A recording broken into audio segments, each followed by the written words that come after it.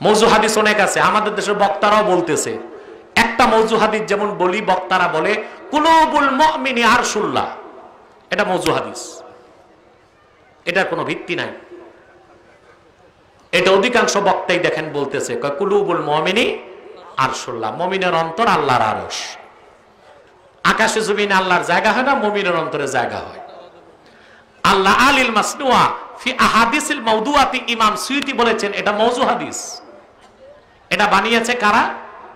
ওয়াহদাতুল উজুদে যারা বিশ্বাসী। পৃথিবীতে একদল পথভ্রষ্ট দল বের হয়েছিল সর্বেশ্বরবাদিতায় বিশ্বাসী।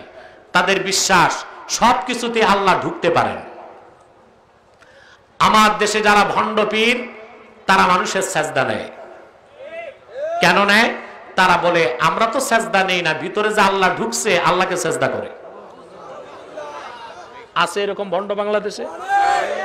এদের নাম হুলুলি। কি নাম? মনে রাখবেন মুসলমান, আল্লাহ তাআলা কোন মানুষের ভিতরে প্রবেশ করেন না। এই বিশ্বাস একটি শিরকি বিশ্বাস। কথা বলে না। আমি ফতোয়ার স্টেটমেন্ট শোনায় দিচ্ছি। ফাতাওয়া কাজী খানে এসেছে, মানি তাকাদা আন্নাল্লাহ হাল্লা বিশাইইন আও শাখসিন ফাকাত কাফার। যে ব্যক্তি ধারণা করলো আল্লাহ কোন ব্যক্তি বা বস্তুর ভিতরে প্রবেশ করেছেন, সে কুফরি করলো। যে কুফরি করলো সে কি হইল? কইতে লজ্জা লাগে। যে চুরি করে সে কি? যে ডাকাতি করে সে? যে লাম্পট্য করে লম্পট। যে কুফরি করে শরম লাগে। এই হুলুলি পন্থী যারা সর্বেশ্বরবাদিতায় বিশ্বাসী, তারাই এই হাদিসটা তৈরি করছে কুলুবুল মুমিনি আরশুল্লাহ।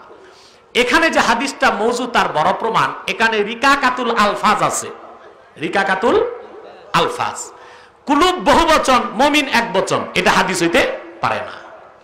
এখানে রিকাকাতুল আলফাজ আছে।